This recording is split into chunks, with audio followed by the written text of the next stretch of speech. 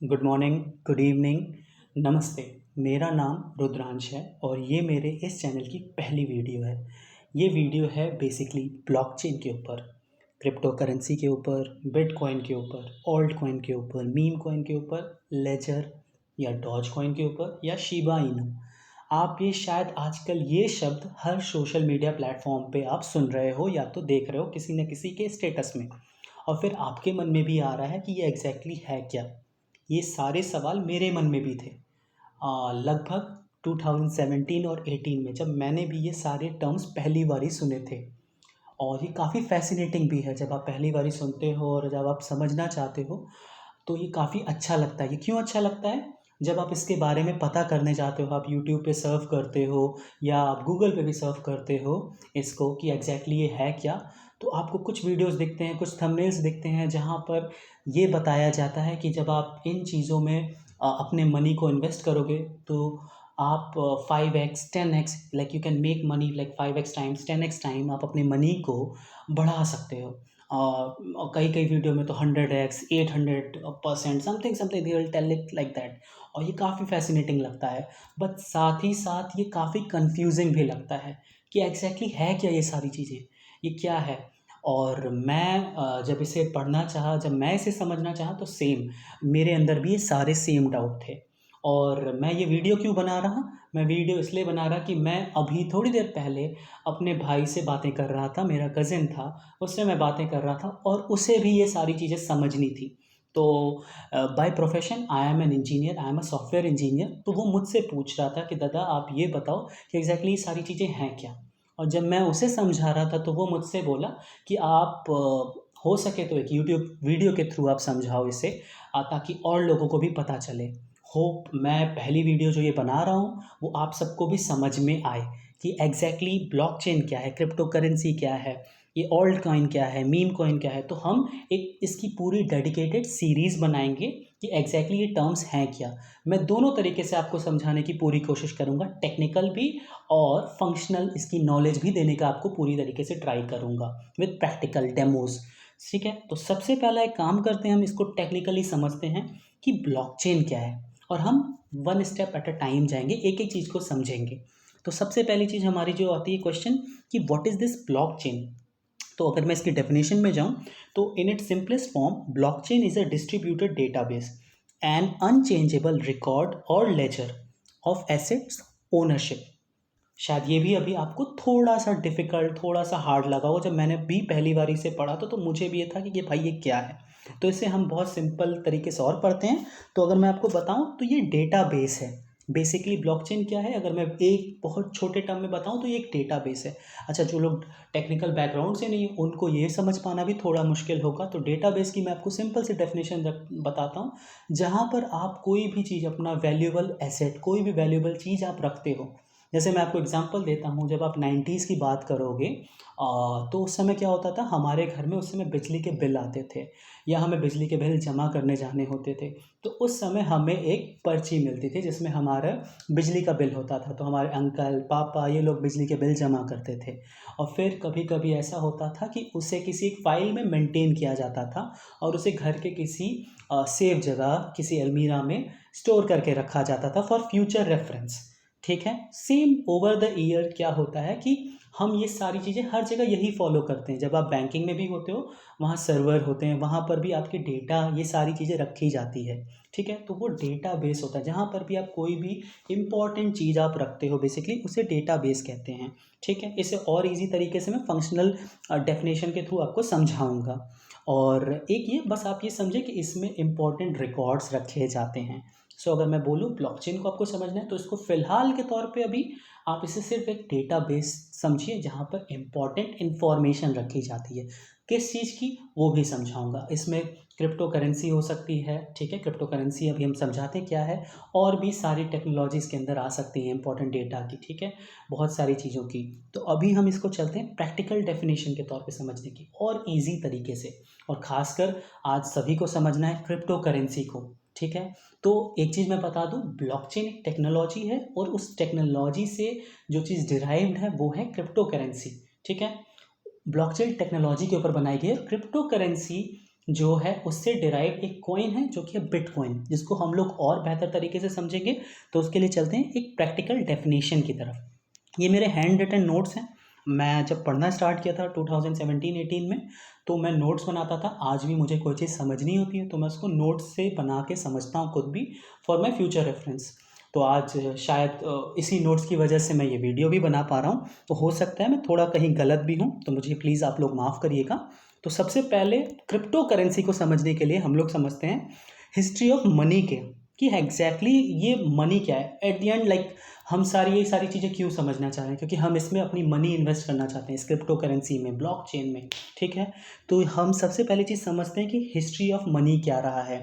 तो बहुत पुराने टाइम में आप समझो कि उस समय बार्टर सिस्टम होता था। बार्टर सिस्टम का मतलब क्या होता है, एक्सचेंज ऑफ गुड्स। मतलब किसी इंसान के पास अगर गेहूं है और किसी दूसरे पर्सन के पास, like person X is having wheat और person Y is having rice, आटा मतलब गेहूं या चावल है उनके पास। ठीक है, तो वो आपस में उन चीज़ों का, अगर पर्सन एक्स को ज़रूरत है चावल की और पर्सन वाई को ज़रूरत है गेहूं की, तो वो आपस में एक्सचेंज कर लेंगे और वो उस तरीके से डील कर लेंगे आपस में।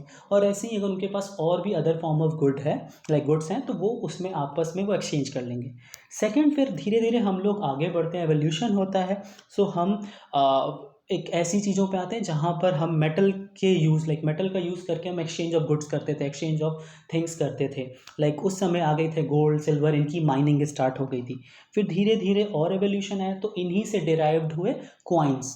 गोल्ड के कॉइन बने, फिर उसमें हम एक्सचेंज करते थे, उससे हम ट्रांजैक्शन कहते मतलब करते थे, जिस तरीके से भी आपको कोई भी चीज़ लेनी थी।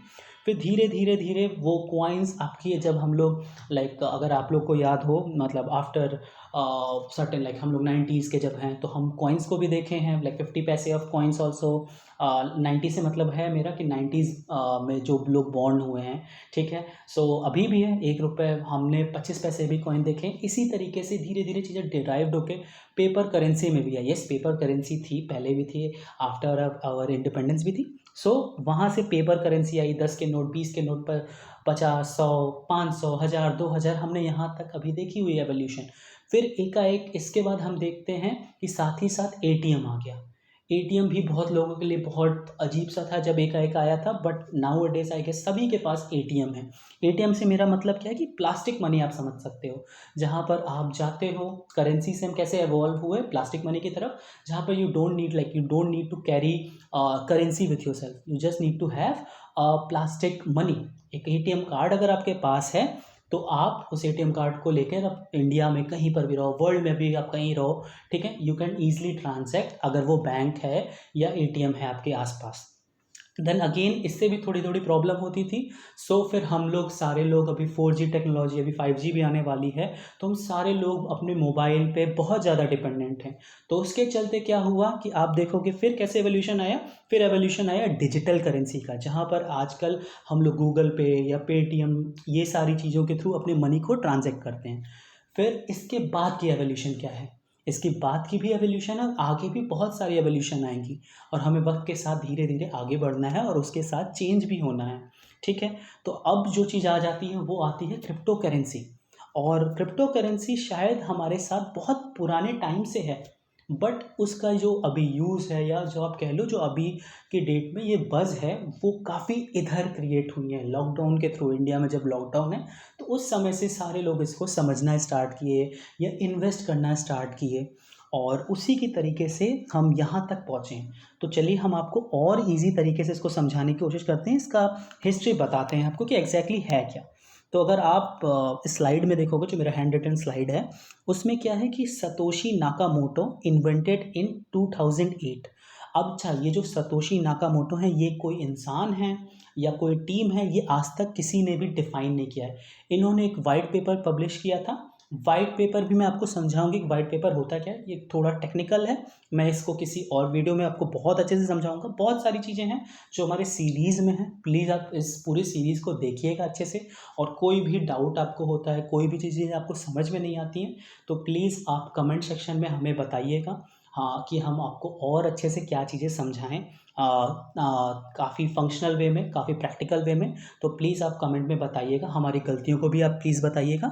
और चलिए अच्छा, फिर अभी मैं आपसे ये बातें करता हूँ कि बिटकॉइन क्या है, बिटकॉइन एग्जैक्टली है क्या, ठीक है।